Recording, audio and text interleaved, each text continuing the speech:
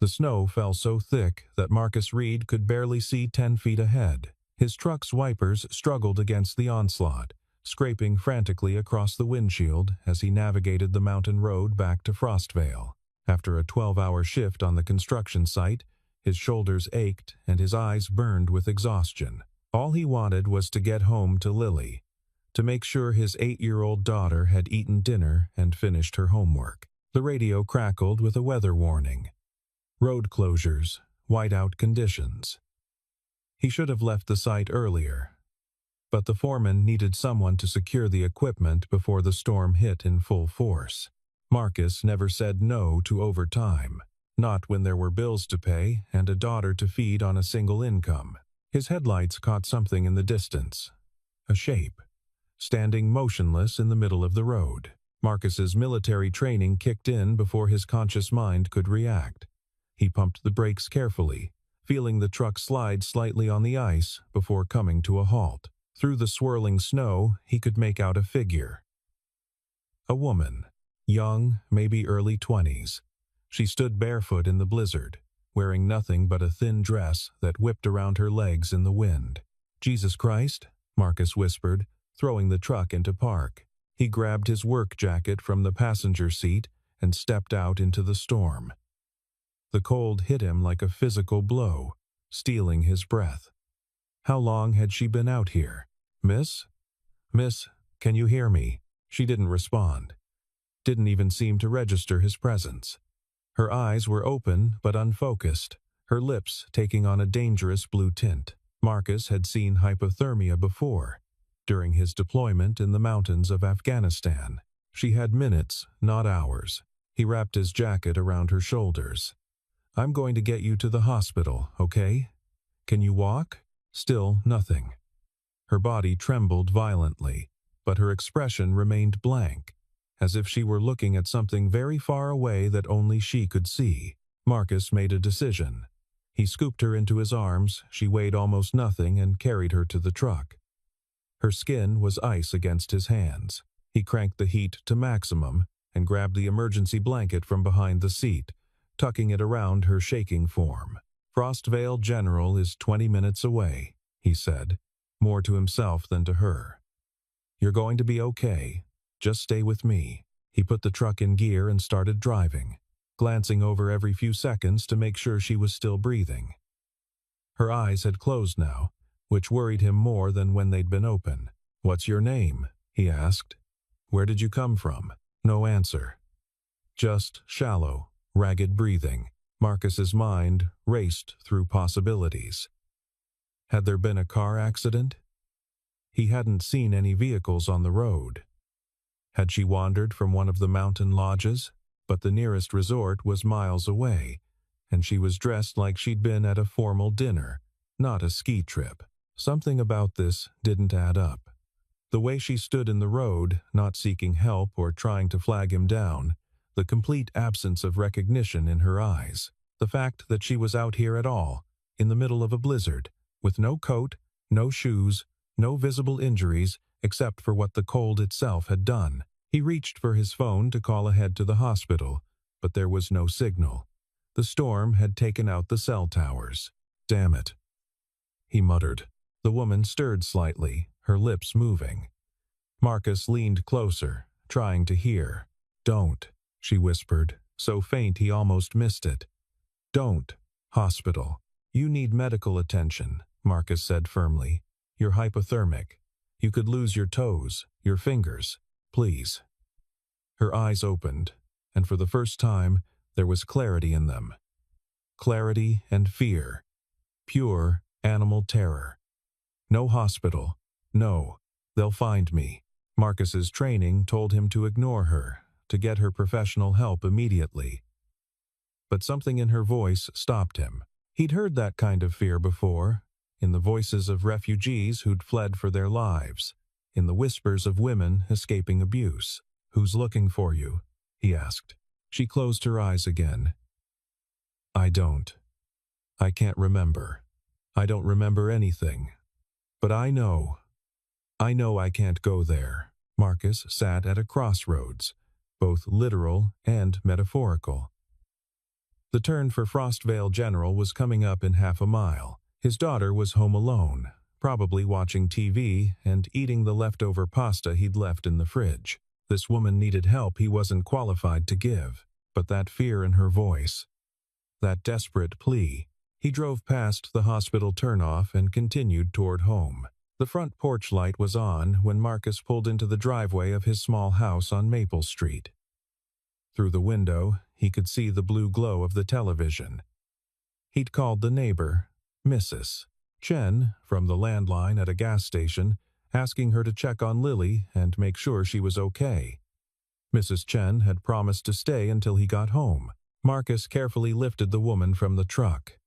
She'd fallen into an exhausted sleep, her breathing more regular now that she'd been warming up for the past 20 minutes. He carried her up the steps and nudged the door open with his shoulder. "Daddy!" Lily appeared in the hallway, her face breaking into a relieved smile. Then she saw the woman in his arms, and her eyes went wide. "Who's that?" Mrs. Chen emerged from the kitchen, wiping her hands on a dish towel. She took one look at the scene and grabbed the towel. "I'll get the guest room ready. Lily, honey, go get the extra blankets from the hall closet." This was what Marcus loved about Frostvale. No questions asked when someone needed help. Just action. He carried the woman upstairs to the small guest room where his late wife's sewing machine still sat in the corner, untouched for 3 years. Mrs. Chen had already spread sheets on the bed. Marcus laid the woman down gently, and Mrs. Chen immediately began removing her wet clothes with practiced efficiency, replacing them with one of Marcus's flannel shirts and warm socks. "She needs fluids and rest," Mrs. Chen said quietly. "I'll make some broth. You should check for frostbite on her fingers and toes." Marcus nodded. He'd done this before, in the field. He examined her extremities carefully. Some redness, some numbness likely, but no blackening. She'd been lucky. Another hour in that storm, and the damage would have been irreversible. Lily appeared in the doorway with an armful of blankets, her dark eyes solemn. "Is she going to be okay, Daddy?" "I think so, sweetheart. She just needs to warm up and rest." "What's her name?" Marcus met his daughter's gaze. "I don't know yet. Can I stay with her?" "So she's not alone when she wakes up." Something in Marcus's chest tightened. Lily had been so young when her mother died, barely 5 years old. She'd grown up quickly, become more serious than other kids her age, but she still had this capacity for instant, unconditional compassion that never failed to amaze him. "Just for a little while," he said. "Then you need to get to bed. It's a school night." Lily settled into the chair by the window, pulling one of the blankets around herself. Mrs. Chen returned with chicken broth and crackers, then quietly excused herself, promising to check in tomorrow. Marcus sat on the edge of the bed, watching the woman's chest rise and fall.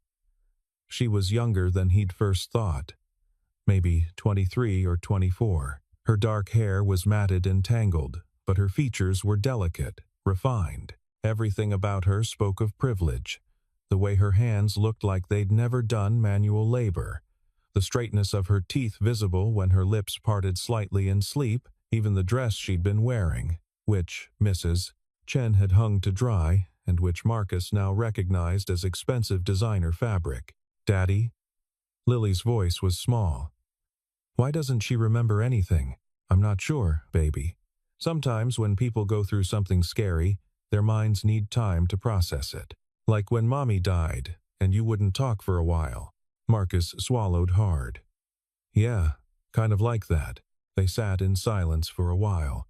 The only sound, the wind howling outside and the radiator clanking as it worked overtime to heat the house. Around midnight, the woman's eyes fluttered open.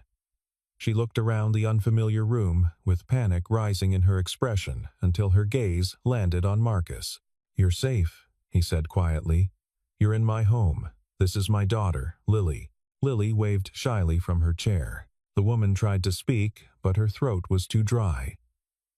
Marcus held the cup of broth to her lips, and she drank carefully. "What's your name?" he asked gently. She closed her eyes, and a single tear slid down her cheek. I don't know. I can't. There's nothing there. Just blank. Do you remember how you ended up on that road? No. I remember. Cold. And being afraid. But I don't know why. Her hands clutched the blanket. I don't know who I am. Lily got up from her chair and approached the bed slowly. It's okay if you don't remember. You can stay here until you do. Marcus looked at his daughter, then at the terrified woman in his guest bed. Every logical bone in his body told him this was a bad idea. She could be dangerous. She could be running from the law.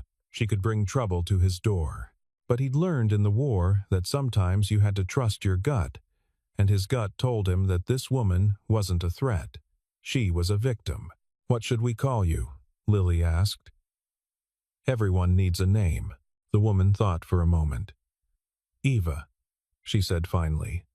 I think someone used to call me that. It feels right. Eva, Lily repeated, trying it out. The simple certainty in his daughter's voice seemed to break something in Eva. She started crying in earnest then, deep sobs that shook her whole body.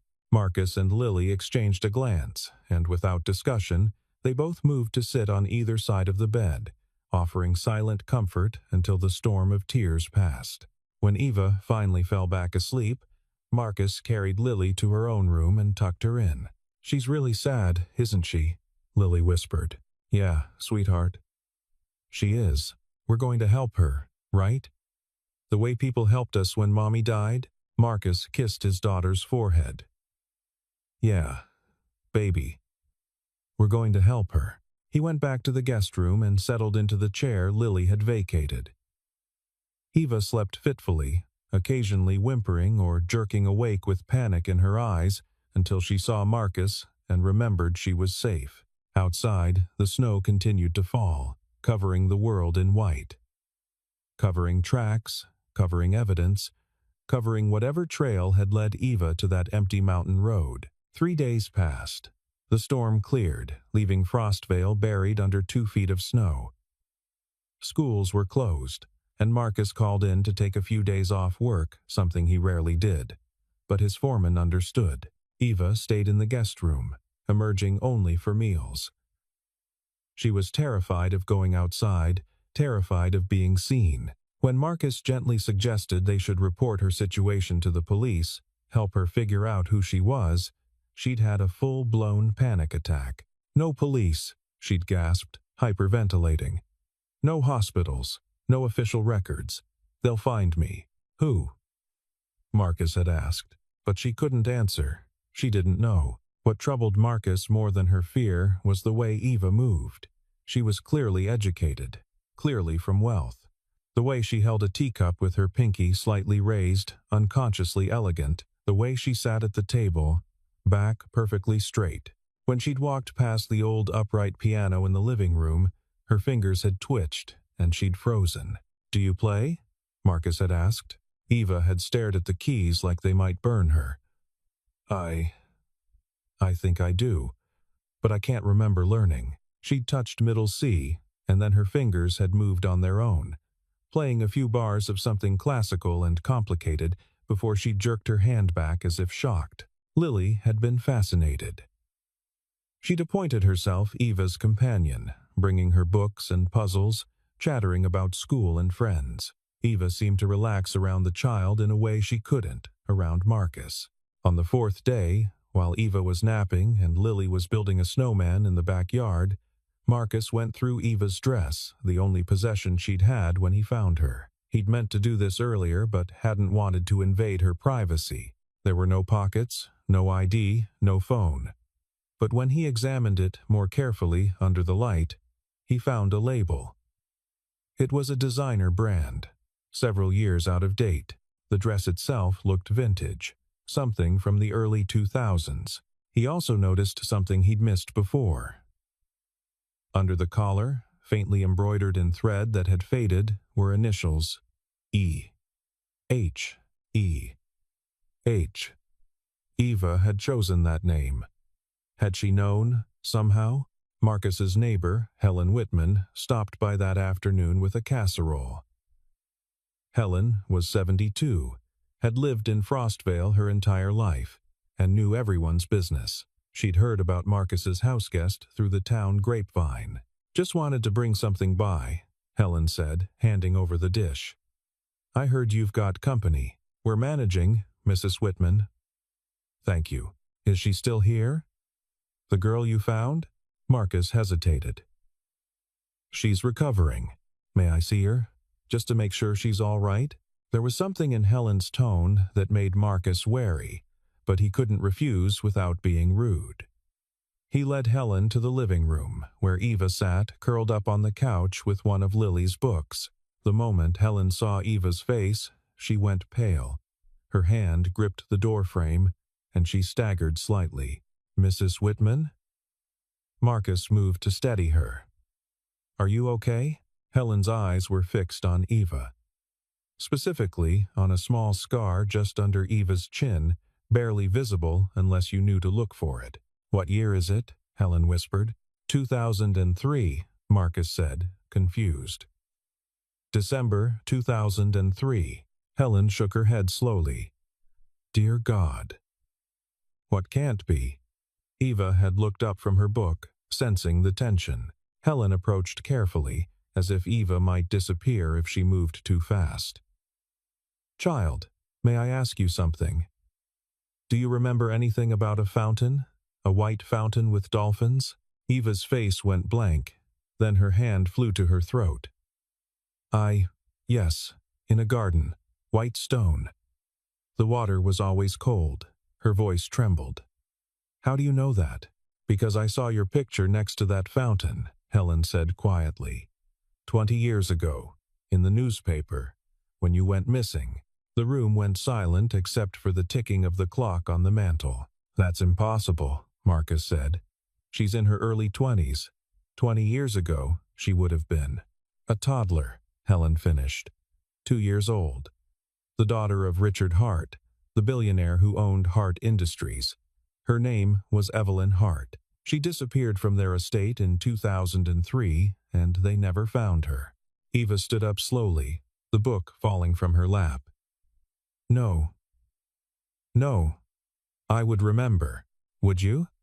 Helen's voice was gentle but firm. "Would you remember being 2 years old? Would you remember anything before whatever happened to you?" Marcus felt the ground shifting under his feet. "Mrs. Whitman." "Are you sure?"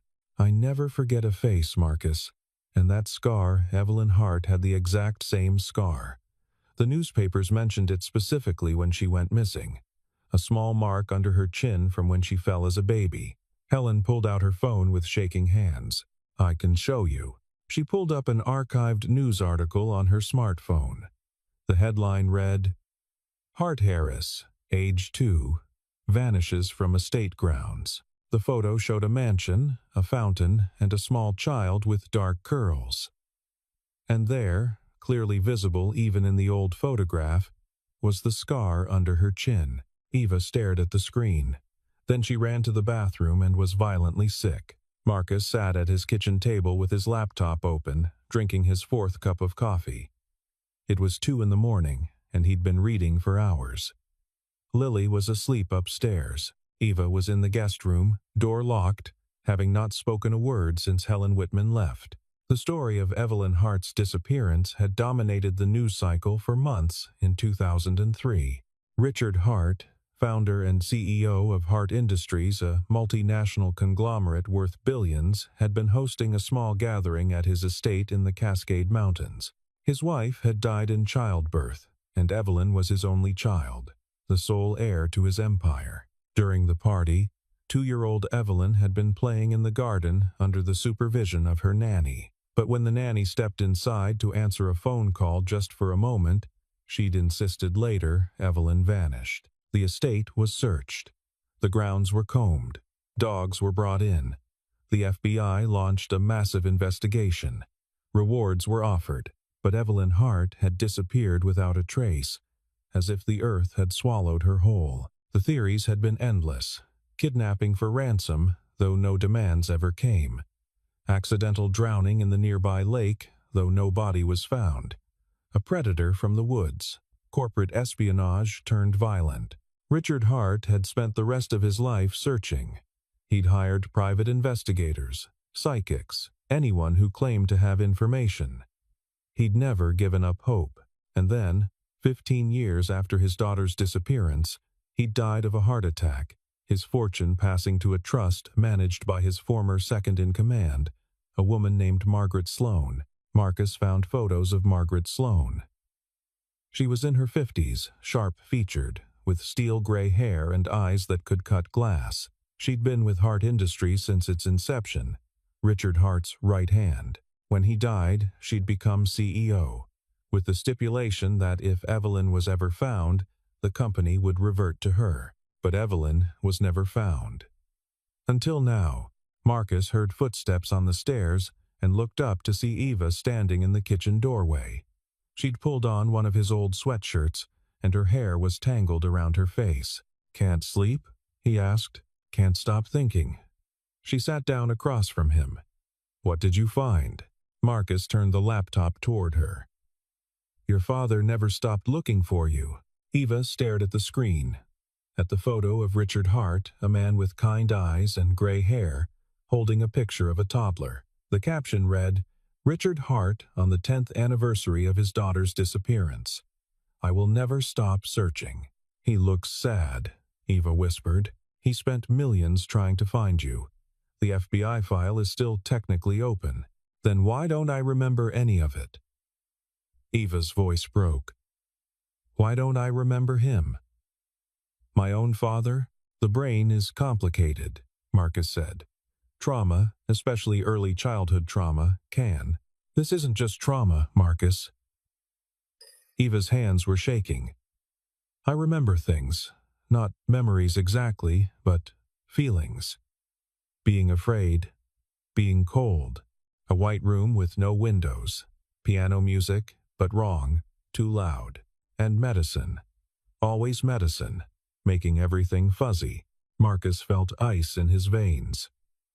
"Eva, what are you saying?" "I'm saying I don't think I was just lost." She looked at him with hollow eyes. "I think I was hidden. Deliberately. For 20 years, that's insane. Who would?" But even as he said it, he knew. There was one person who'd benefited from Evelyn Hart remaining missing. One person who'd inherited an empire when Richard Hart died without his heir. "Margaret Sloan. We need to go to the police," Marcus said firmly. "This is bigger than us. If what you're suggesting is true, if I go to the police, they'll contact Hart Industries. And whoever did this to me, whoever kept me locked away for 2 decades, they're still out there." Eva's voice was steady now, determined. "They have resources, power, and they've already proven they're willing to destroy a 2-year-old child's life to get what they want. So, what do you want to do?" Eva met his eyes. "I want to remember. All of it. And then I want the truth to come out so they can't do this to anyone else." A sound from the doorway made them both turn. Lily stood there in her pajamas, rubbing her eyes. "You're really a princess," she said to Eva, matter of fact. "Like in my books, the ones who get stolen by witches." Eva smiled sadly. "I guess I am. In the stories, the princess always gets her kingdom back, and the witch always loses." "Real life isn't always like stories, sweetie," Marcus said. Lily walked over and took Eva's hand. "But sometimes it is. Sometimes the good people win." Marcus looked at his daughter, then at Eva Evelyn Hart, the lost heiress, the girl with no past who'd been hidden in plain sight for 20 years. He thought about the comfortable life he and Lily had here, the quiet existence they'd built after his wife's death. Everything in him screamed that getting involved in this would destroy that peace. But then he remembered the way Eva had looked, standing in that blizzard alone, terrified, erased. He'd served his country to protect people who couldn't protect themselves. That hadn't changed just because he'd hung up his uniform. "Okay," he said. "We'll do this your way. But carefully." "We'll run," Eva finished. I'm good at running. It's all I've been doing for as long as I can remember. Marcus closed the laptop. Then, maybe it's time to stop running and start fighting back. Outside, the winter wind picked up, rattling the windows, and somewhere in the darkness, a black sedan drove slowly past the house on Maple Street, its driver noting the lights on at 2 in the morning, the silhouettes visible through the kitchen window. The watchers had found her. The call came 2 days later. Marcus had just finished breakfast with Lily and was getting ready to take her to school. Classes had resumed after the storm when his phone rang. Unknown number, Mr. Reed? The voice was female, cultured, cold. My name is Margaret Sloan. I'm the CEO of Hart Industries. I believe you have something that belongs to me. Marcus's hand tightened on the phone. He glanced at Eva, who was helping Lily pack her backpack. I don't know what you're talking about. Please, Mr. Reed, let's not insult each other's intelligence. You picked up a young woman during the storm, a woman who bears a striking resemblance to someone I once knew. I'd like to speak with her. She doesn't want to speak with you. A pause. You don't understand the situation you've inserted yourself into. This young woman is mentally unstable. She's been in and out of psychiatric facilities for years. She's confused, possibly dangerous. Funny, Marcus said, keeping his voice level. She seems perfectly stable to me. She's convinced herself of a fantasy, Mr. Reed, that she's someone she's not. It's a delusion, and it's been encouraged by unscrupulous people who want to exploit her for financial gain. Marcus watched Eva freeze at the kitchen counter, her face going white. If she's just a mentally ill woman with delusions, why does the CEO of a multinational corporation care? Marcus asked. Margaret's voice hardened. Because I have a duty to an old friend. Richard Hart asked me, before he died, to look out for anyone claiming to be his daughter. There have been dozens over the years. Opportunists, con artists. This is just another one. Then it should be easy to prove. DNA test. Of course, we'd be happy to arrange that. If you'll just bring her to our offices. No. Marcus cut her off. Neutral location, independent lab. We'll be in touch with the arrangements. Mr. Reed, I don't think you appreciate. I appreciate that you called me instead of the police, Marcus interrupted. That tells me everything I need to know. If you really thought she was just a con artist, you'd have sent the FBI. But you didn't. You called me personally, which means you're worried. Silence on the other end. When Margaret spoke again, her voice had changed. The cultured veneer was gone, replaced with something sharper, more dangerous. You're a single father, Mr. Reed, raising a daughter alone. That must be expensive, stressful. I imagine the right financial package could make your life significantly easier. Secure Lily's future. College fund, trust fund, whatever you need. Are you seriously trying to bribe me? I'm offering to compensate you for the trouble this woman has caused you. Let's say $5 million. You return her to our care, sign a non-disclosure agreement, and go back to your life. Marcus looked at Lily, who was watching him with those solemn eyes, and at Eva, who had tears streaming down her face. No, he said simply. 10 million. No amount of money is worth selling out someone who needs help. Margaret's voice went ice cold. Then you're a fool. And fools don't last long when they get in my way. Is that a threat? It's a fact. You have 48 hours to reconsider. After that, I'll handle this situation through other channels. The line went dead. Marcus set down the phone carefully. Eva was shaking. She knows, Eva whispered. She knows I'm starting to remember. Remember what? Marcus asked gently. Eva closed her eyes. The white room, the medicine, and her. Margaret. She used to visit. She'd sit beside my bed and tell me that my father didn't want me anymore, that I was damaged, that it was better if I stayed hidden. She opened her eyes. She's the one who kept me locked away. She's the one who made me forget. Lily hugged Eva fiercely. We won't let her take you. Lily's right, Marcus said. We're not giving in, but we need to be smart about this. Over the next 2 days, Marcus made plans. He called an old army buddy, Cole Davis, who'd gone into private security. Cole didn't ask questions, just showed up with equipment and started sweeping the house for bugs. They found 3, one in the kitchen, one in the living room, one in the guest bedroom. Professional grade, Cole said, grimly. She's been listening to everything. Marcus also reached out to his cousin, Andrea, who worked for a law firm in Seattle. She connected him with a partner who specialized in estate law and had a reputation for taking on powerful corporations. The lawyer, a woman named Simone Porter, came to Frostvale herself. She listened to Eva's story, looked at the evidence, and leaned back in her chair. "This is going to be ugly," she said bluntly.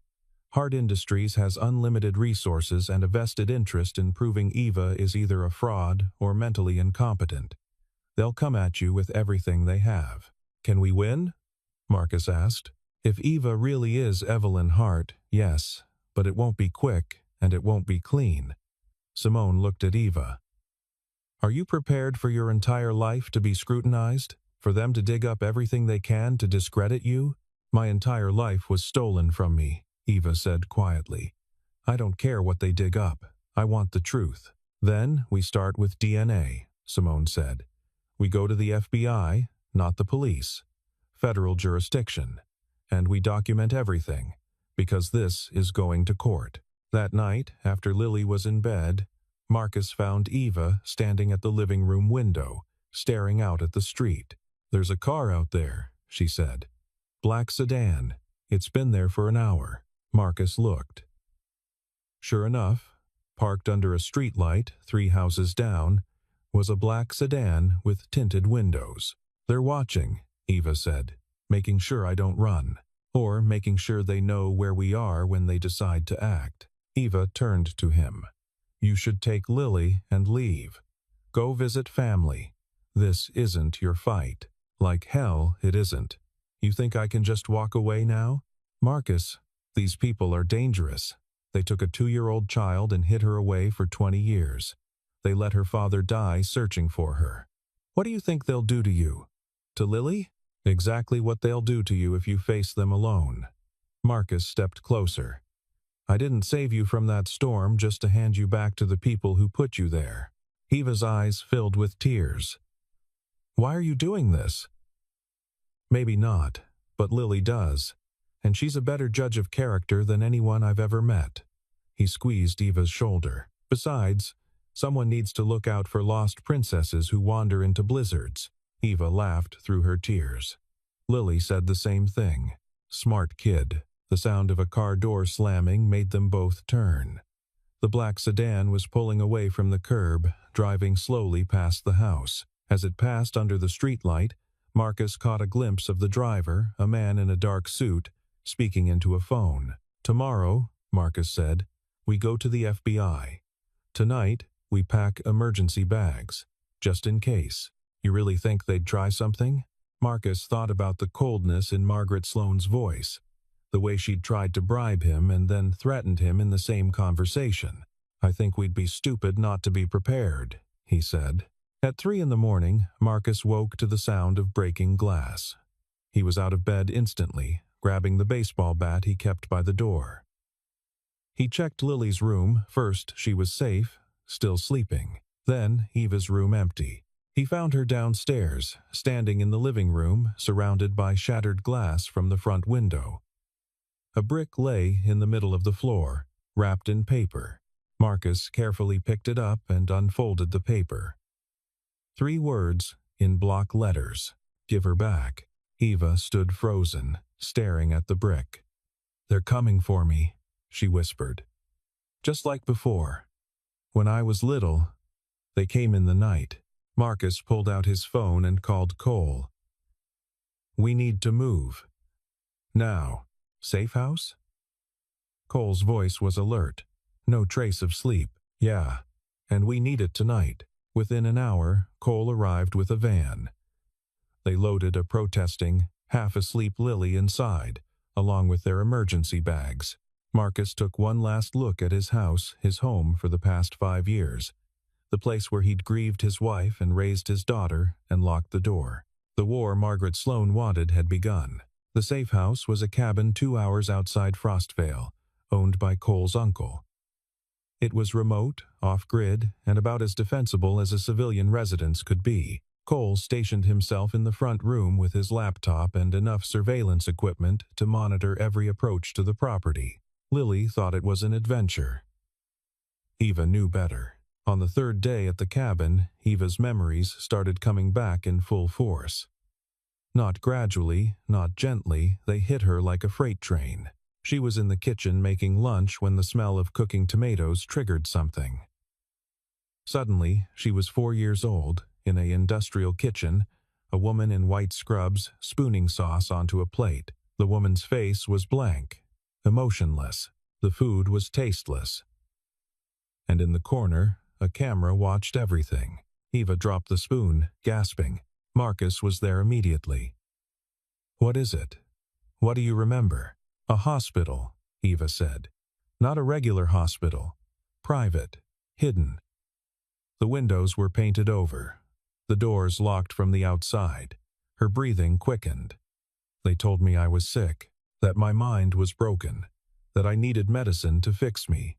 "Who told you that?" "Doctors, nurses, Margaret." Eva's hands were shaking. "She'd visit once a month, always in expensive suits. She'd sit by my bed and ask if I remembered anything. And when I said no, when I said I only remembered the hospital, she'd smile." Over the next few hours, more memories surfaced. Eva remembered being taught to play piano by a private instructor who never spoke to her about anything except music. She remembered classes, math, reading, history taught by rotating tutors who followed a strict curriculum. She remembered medications that made her foggy, compliant, unable to hold on to thoughts for long. It was like, "I existed in a bubble," Eva said. "Everything was controlled. What I ate, what I learned, who I saw. But I never questioned it because I didn't know anything else existed." "How did you get out?" Marcus asked. Eva frowned, concentrating. "An accident. A fire. Small, in the laundry room. The alarms went off, and in the chaos, a door was left unlocked. I just walked out. I didn't even know where I was going. I just knew I had to leave, and you ended up on that mountain road. I must have walked for days. Or maybe hours? I can't remember. Everything is fragments after I left the hospital." Eva looked at him. "But I remember the cold. And I remember thinking that dying in the snow would be better than going back to that white room." Simone Porter arrived the next day with news. The FBI had agreed to meet with Eva, but they'd insisted on DNA testing first. They'd also contacted Hart Industries, which meant Margaret Sloane now knew officially that Eva was claiming to be Evelyn Hart. "How did she respond?" Marcus asked. "She's calling Eva a delusional patient who escaped from a psychiatric facility. She's provided documentation showing that Eva, under a different name, was committed to a private mental health institution 7 years ago. That's because she was held there against her will," Marcus said. "I know. But the documents are legal, signed by doctors. On paper, it looks like Eva is exactly what Margaret says. She is a mentally ill woman with identity delusions." Eva went pale. She planned for this. She knew someday I might get out, might remember. So she made sure there was a paper trail that would discredit me. "We have the DNA test," Simone said. "When that comes back, showing you're Evelyn Hart, her story falls apart." "If it comes back," Eva said quietly, "Margaret has power, money. What if she somehow interferes with the test?" "That's why we're using the FBI," Simone said firmly. "Federal oversight. Multiple witnesses, chain of custody protocols. She can't touch it." But the waiting was excruciating. 10 days for the DNA results. 10 days of sitting in the cabin, watching the news as the story broke. Someone had leaked it to the press. Marcus suspected Margaret, controlling the narrative. The headlines were brutal. "Con artist claims to be long-lost heiress. Mental patient's $1 billion delusion." Hart Industries CEO. This woman needs help, not headlines. Lily read some of the articles on Marcus's laptop and got furious. They're lying. Why are they lying about Eva? Because the truth is scary, Marcus said, and people would rather believe a simple lie than a complicated truth. On day 8, Marcus woke to find Eva missing from her room. He found her outside, sitting in the snow, staring at nothing. I remember my father, she said as Marcus approached. He used to sing to me. Terrible voice, but he didn't care. He'd sing these old lullabies while he rocked me to sleep. Marcus sat down beside her. He had this laugh, Eva continued. Deep and loud. It filled up a room, and he smelled like coffee and pine trees. Tears streamed down her face. Margaret took all of that from me. She took my father, my childhood, my life. And for what? Money? Power? People do terrible things for less, Marcus said. He died thinking I was gone. He died searching for me when I was alive the whole time, locked in a hospital 300 miles away. Eva's voice broke. She let him die, heartbroken. Marcus had no words of comfort for that. Some injustices were too large for comfort. When the DNA results come back, Eva said, when everyone knows the truth, I'm going to make sure she pays for what she did. Not just to me. To my father. To everyone who loved me and mourned me. We will, Marcus promised. Together. On the 10th day, Simone called. Her voice was shaking. It's a match, she said. The DNA is a conclusive match to Richard Hart. Eva, you're Evelyn Hart. Legally, officially, undeniably. Eva closed her eyes, and Marcus saw 2 decades of pain, confusion, and stolen identity wash over her face. Then she opened her eyes, and there was steel there. What happens now? She asked. Now, Simone said. We go to war. The FBI press conference was scheduled for Monday morning. But Margaret Sloan struck first. On Sunday night, every major news network aired the same story. Exclusive footage from the psychiatric facility where Eva had supposedly been treated. The videos showed a young woman barely recognizable as Eva, heavily sedated, being violent, incoherent, claiming to be various different people. A doctor narrated, explaining her dissociative identity disorder and her persistent delusional episodes. That's not real, Eva said, staring at the television screen in the cabin. I was never violent. I never. She stopped, realization dawning. They drugged me. And they filmed it. They created evidence to use against me. Cole muted the TV. It's propaganda. We know it. The FBI knows it. The DNA doesn't lie, but the damage was done. By morning, public opinion had shifted. Half the country thought Eva was a con artist. The other half was divided between believing her and thinking she was genuinely mentally ill. The FBI press conference went ahead as planned. Agent Sarah Chen presented the DNA evidence clearly and professionally, but the questions from reporters were hostile. How do we know this DNA sample wasn't contaminated? Couldn't someone have bribed lab technicians? Why should we believe this woman over the CEO of one of America's most respected companies? Eva sat beside Marcus at the press conference table, and he watched her shrink under the onslaught. He wanted to stand up, to shout that they were attacking a victim, a woman who'd been imprisoned and gaslit for 20 years, but Simone had warned him. Any outburst would be spun as proof that Eva's defenders were unstable. After the press conference, things escalated quickly. Hart Industries filed a lawsuit claiming Eva was attempting fraud. They sought to have her committed to psychiatric care for her own protection. They froze the Hart family trust, claiming it needed protection from predatory claims. Simone countered with a lawsuit of her own: wrongful imprisonment, fraud, emotional distress, and conspiracy. She demanded access to all Hart Industries records related to Evelyn Hart's disappearance and the private hospital where Eva had been held. Margaret Sloan appeared on morning shows, perfectly coiffed and sympathetic. This young woman genuinely believes she's Evelyn Hart.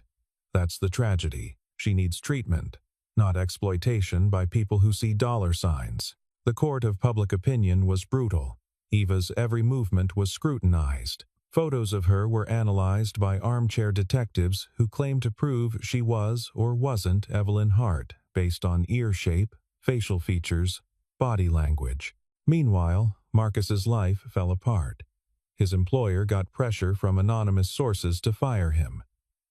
Lily's school called to express concern about her living situation. Their bank accounts were mysteriously frozen for routine investigation. "This is what she does," Simone explained over a secure phone call. "She makes life so unbearable that people give up. We've seen her do this to whistleblowers, journalists, anyone who threatens her. We're not giving up," Marcus said. But it was hard. Lily had nightmares now. Eva barely slept, and Marcus could feel the walls closing in. The break came from an unexpected source. A former nurse from the private hospital saw the news coverage and contacted Simone. Her name was Diane Miller, and she'd worked at the facility for 3 years before quitting in disgust. "I knew there was something wrong," Diane said during their first meeting. The patient in room 12, they called her Emily, she wasn't sick. She was drugged to compliance, and Margaret Sloan visited regularly, always after the shift change when there were fewer witnesses. "Will you testify?" Simone asked. Diane hesitated. "I signed an NDA. They could sue me for everything." "They could," Simone agreed, "but what they did to Eva was criminal. We can probably get you whistleblower protection." Diane looked at Eva. "You're really Richard Hart's daughter?" Eva nodded. "He came to the hospital once," Diane said quietly, "about 5 years before he died. He didn't know what it was, just thought it was a mental health facility he could donate to. I was his tour guide. He asked about patient 12. Your room had a piano visible through the window. He said his daughter loved piano." Tears filled Diane's eyes. "You were standing at the window when he walked past. You were 22 years old. Your father was less than 30 feet away, and neither of you knew it." Eva made a sound like something breaking. "I'll testify," Diane said. "I should have said something then. I won't stay silent now." With Diane's testimony, the case shifted. Suddenly, there was corroboration, proof that Eva had been held at the facility, that Margaret had been involved. Other former employees began coming forward, emboldened by Diane's bravery. But Margaret didn't go down quietly. She hired the best lawyers money could buy. She leaked more medical records. She even produced a woman who claimed to be the real Evelyn Hart, though that ploy fell apart quickly when the woman couldn't explain her lack of DNA match. The legal battle consumed months. Marcus burned through his savings, paying for security and legal fees not covered by Simone's contingency agreement. They had to move 3 more times as their locations kept being discovered by private investigators or aggressive reporters. Through it all, Lily remained the one bright spot. She appointed herself Eva's protector, fiercely defending her to anyone who questioned Eva's identity. "She's my family," Lily told a reporter who'd ambushed them outside a grocery store. "And family doesn't lie." The video went viral. For the first time, public sympathy began to shift back toward Eva. Then came the break they'd been waiting for. A paralegal at Hart Industries, troubled by what she'd witnessed, leaked internal documents to the FBI. The documents were explosive. Communications between Margaret and doctors at the private hospital. Financial payments masked as consulting fees. And most damning of all, a memo from Margaret to her head of security dated 3 weeks after Evelyn Hart's disappearance. "The child is secure. Proceed with long-term containment plan." The FBI arrested Margaret Sloan at her office on a Tuesday morning. The charges included kidnapping, conspiracy, fraud, and obstruction of justice. But even then, Margaret smiled for the cameras. "This is a witch hunt," she said. "The truth will prevail." The trial was set for 6 months later. In the meantime, Eva was officially recognized as Evelyn Hart, heir to the Hart fortune. but she couldn't access the money. It was tied up in legal proceedings. "I don't care about the money," Eva told Marcus as they sat in their latest safe house. "I just want her to pay for what she did." "She will," Marcus promised. What he didn't say was that he worried about what would happen after. When the trial was over, when justice was served, Eva would be one of the wealthiest women in America. And he and Lily would be the people who'd helped her when she had nothing. He pushed the thought away. That was a problem for later. For now, they had a trial to prepare for. 6 months later, the trial began. The courthouse steps were packed with media. Security was intense. The whole world was watching. Marcus sat in the gallery with Lily, who'd gotten permission to miss school for the trial. Eva sat at the plaintiff's table with Simone, looking small but determined in a simple blue dress. The prosecution's case was methodical and devastating. They presented the leaked documents. Diane Miller testified about the hospital conditions and Margaret's visits. Financial experts traced the money Margaret had paid to keep the hospital running and its staff silent. But the defense was equally aggressive. They painted Eva as mentally unstable, suggestible, coached by opportunistic lawyers. They brought in their own experts who suggested the DNA could have been manipulated. They characterized Margaret as a loyal employee who'd acted in what she believed were the company's best interests. "Even if we accept that this woman is Evelyn Hart," the defense argued, "there's no proof Margaret Sloan was involved in her disappearance. At most, she learned about it later and made regrettable decisions to protect Mr. Hart from false hope." The trial lasted 3 weeks. Eva testified for 2 full days, recounting her memories of the hospital, the medications, the isolation. Her testimony was compelling, but the defense tore into her on cross-examination. "Isn't it true that you have gaps in your memory?" "Yes, and isn't it true that you've been diagnosed with mental health conditions?" "I was diagnosed by doctors who were being paid to keep me compliant."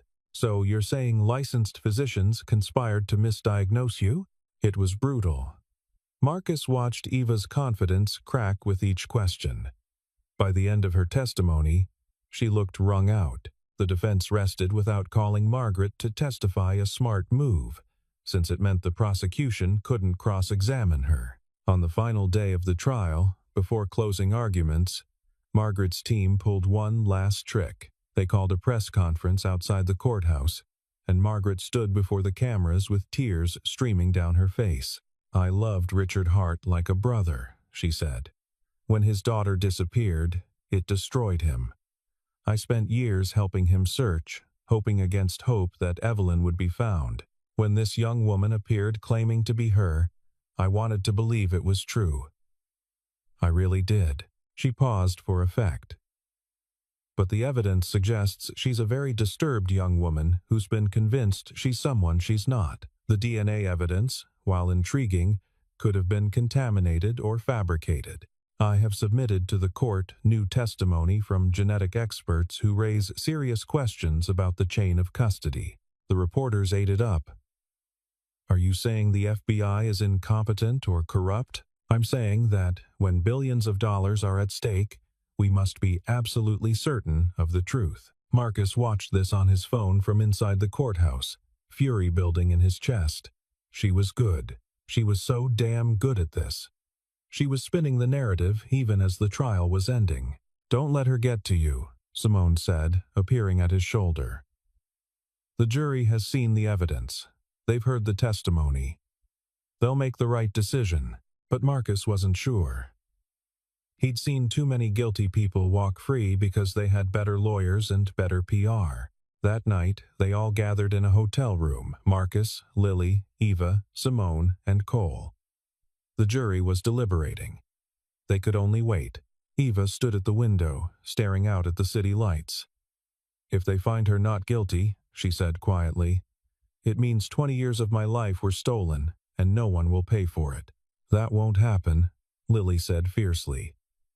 She'd been quiet through most of the trial, but now she stood up and crossed to Eva. "It won't happen because the truth is on our side, and bad guys don't win in the end." "Sometimes they do, sweetheart. Marcus said gently. Not this time. Lily took Eva's hand. I know it. The call came at 10 the next morning. The jury had reached a verdict. The courthouse was even more packed than before. Marcus held Lily's hand on one side and Eva's on the other as they waited for the jury to file in. In the matter of Evelyn Hart versus Hart Industries and Margaret Sloan, the judge said, has the jury reached a verdict? We have, Your Honor. What say you? On the charge of conspiracy to commit kidnapping, we find the defendant, Margaret Sloan, guilty. Eva's hand tightened on Marcus's. On the charge of fraud, we find the defendant guilty. Lily squeezed harder. On the charge of wrongful imprisonment, we find the defendant guilty. The courtroom erupted. Margaret Sloan's face remained impassive, but Marcus saw her hands clench on the table in front of her. The judge gavelled for order. This court thanks the jury for their service. Sentencing will be scheduled for, but Marcus didn't hear the rest, because Eva had turned to him and Lily, tears streaming down her face, and she was laughing and crying at the same time. It's over, she whispered. It's finally over. Outside the courthouse, Simone held a brief press conference. Eva stood beside her, composed despite the media frenzy. Justice has been served, Simone said. Evelyn Hart's identity has been confirmed, her imprisonment exposed, and the person responsible held accountable. We're grateful to the jury, to the FBI, and to everyone who refused to let this story be buried. A reporter shouted. Evelyn, how do you feel? Eva stepped to the microphone. For 20 years, I didn't know who I was. Someone decided I didn't deserve to exist as myself, so they erased me and created someone else. But I'm here now. I remember, and I want to make sure this never happens to anyone else. What will you do with the Hart fortune? I haven't decided yet. But I know it won't be used to hurt people. It will be used to help them. More questions shouted, but Simone guided Eva away from the microphones. They had one more stop to make. Margaret Sloan was sentenced to 25 years in prison. The headlines the next day were unequivocal. Justice for lost heiress. Hart CEO gets 25 years for kidnapping. But for Eva, the sentencing was almost anticlimactic. The real moment of closure had come earlier, when she'd visited her father's grave. Marcus and Lily had gone with her to the Hart family cemetery, a peaceful plot on the estate where she'd been taken as a child. Richard Hart's headstone was simple granite, engraved with his name and dates and a single line. Beloved father, never stopped searching. Eva knelt in the snow and placed a hand on the cold stone. I'm sorry, Daddy, she whispered. I'm so sorry you never knew I was alive. Lily came and sat beside her, not saying anything, just being present. Marcus stood back, giving them space. He would have been so proud of you, Marcus said after a while. The way you fought, the way you didn't let them erase you. Eva stood up, brushing snow from her knees. Let's go see it. The Hart estate was massive, a sprawling mansion with white columns and the infamous dolphin fountain in the garden. It had been maintained by a trust all these years, waiting for an heir who was never expected to return. Eva walked through the rooms slowly, touching furniture, looking at paintings. In the music room, she sat down at the grand piano and played the same complex piece her fingers had remembered in Marcus's living room months ago. I learned this here, she said. Before they took me, my father used to sit right there and listen. She gestured to a chair by the window. In the garden, Eva stood by the fountain and closed her eyes. I remember the water, she said. It was always cold. I used to put my hands in it and my father would tell me I'd turn into an ice princess. What do you want to do with this place? Marcus asked. Eva looked around at the massive house, the manicured grounds, the fountain where a 2-year-old girl had played moments before her life was stolen. I want to turn it into something good, she said. A foundation, maybe, for children who've been lost or exploited. A place where they can heal. Over the next few months, that's exactly what she did. The Hart estate became the Evelyn Hart Foundation for Lost Children, providing resources, therapy, and advocacy for kids who'd been victims of kidnapping, trafficking, or family abduction. Hart Industries itself was restructured. Eva appointed a new CEO, someone with no connection to Margaret Sloane's regime, and implemented oversight measures to ensure the company operated ethically. But she didn't move into the mansion. Instead, she bought a house in Frostvale, 3 blocks from Marcus and Lily's place. "I spent 20 years isolated," she explained. "I don't want to live like that anymore. I want neighbors and community and noise." Marcus helped her move in, along with half the town. Frostvale had adopted Eva as one of their own, and they showed up with casseroles and furniture and unsolicited decorating advice. Helen Whitman, the elderly neighbor who'd first recognized Eva from the old newspaper photo, brought a framed picture of the dolphin fountain. "For remembering where you came from," she said. Eva hugged her. "Thank you. For everything. If you hadn't recognized me, someone would have eventually," Helen said. "The truth has a way of coming out." That night, after everyone had left and the house was finally quiet, Eva sat on her new porch with a cup of tea and watched the snow fall. It was peaceful, gentle, nothing like the blizzard that had brought her to Frostvale. Marcus appeared on the sidewalk, Lily bundled up beside him. "Thought you might like some company for your first night in the new place," he called. Eva smiled. "Come on up." They sat together on the porch, watching the neighborhood settle in for the night. Lights glowed in windows. A dog barked somewhere. A car drove past, its tires crunching on the snow. "Are you happy?" Lily asked Eva. Eva thought about it. "I'm getting there. I have a lot of healing to do, a lot of years to catch up on. But for the first time in my life, I get to choose who I am and how I live." "And you chose to live here," Lily said. "With us. Best decision I've ever made." Marcus cleared his throat. "You could live anywhere. Paris, New York, anywhere in the world. You sure you want to stay in a small mountain town?" Eva looked at him, then at Lily. "This is where someone stopped in a blizzard to help a stranger. This is where a little girl decided I was worth fighting for. This is where I learned what family really means." She smiled. "Why would I want to be anywhere else?" The snow continued to fall, soft and steady, and for the first time in 20 years, Evelyn Hart felt like she was home. Spring came to Frostvale, melting the snow and revealing the town underneath. Eva's house had a garden now, planted with help from Lily, who insisted on including a small fountain like in the stories. She said the foundation was thriving. Eva had poured herself into the work, meeting with families, lobbying for legislative changes, funding research into trauma and recovery. She testified before Congress about her experience, and her story led to new protections for vulnerable adults in psychiatric facilities. But the best part of her new life was the ordinary moments.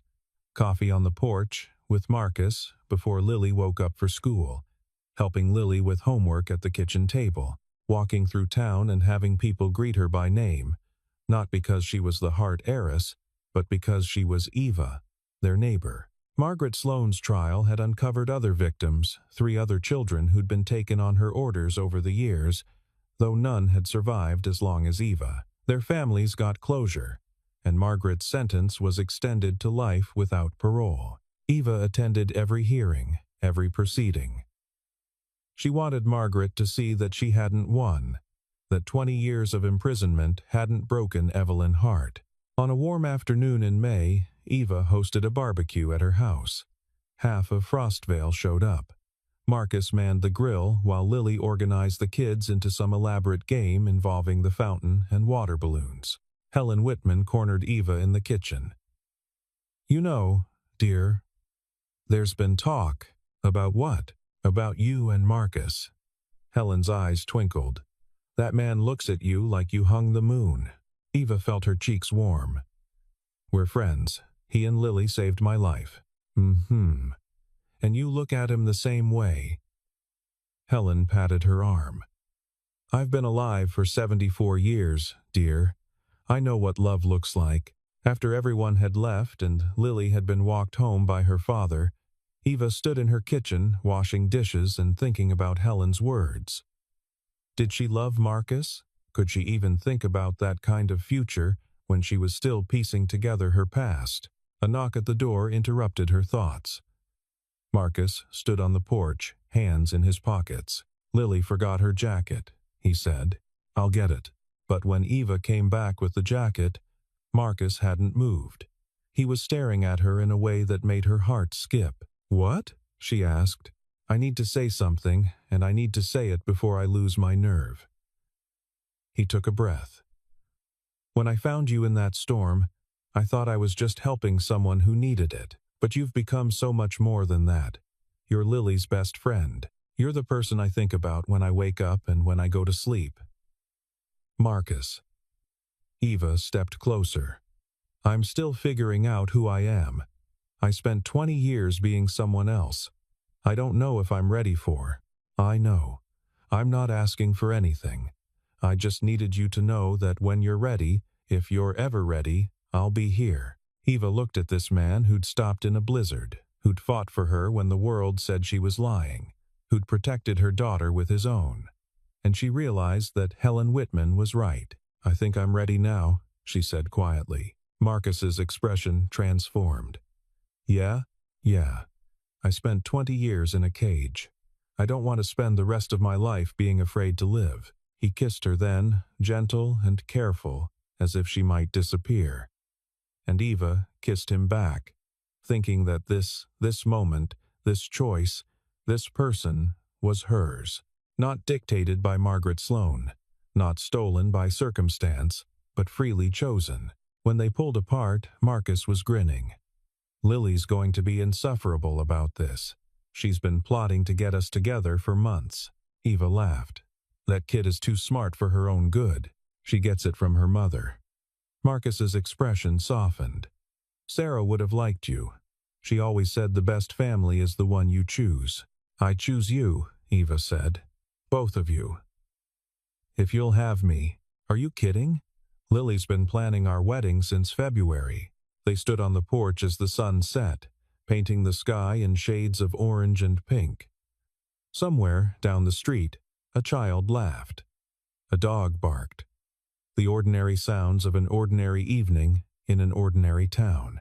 But for Eva, for Evelyn Hart, who'd lost 20 years to cruelty and greed, it was extraordinary. It was everything. 6 months later, they were married in a small ceremony in Eva's garden, with Lily as the flower girl and half of Frostvale in attendance. Helen Whitman cried through the entire ceremony. Cole Davis served as Marcus's best man, and joked about how he'd known from the beginning that the rescue mission would end like this. Eva wore a simple white dress, nothing like the designer gown she could have afforded. Because this day wasn't about the Hart fortune or the media attention or anything except the family she'd chosen and who'd chosen her back. When the pastor pronounced them married, Lily whooped and threw her bouquet in the air. Marcus kissed his bride while their daughter danced around them.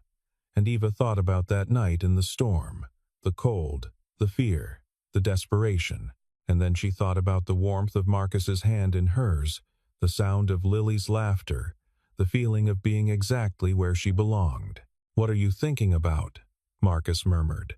Eva smiled. I'm thinking that home isn't where you're born. It's where someone opens their door in the middle of a blizzard and says, "Come in, you're safe now." Marcus pulled her close, and Lily grabbed both their hands, and together they walked back into the house, their home, their chosen family. The snow would fall again when winter came. But Eva wasn't afraid of the cold anymore. She had all the warmth she needed.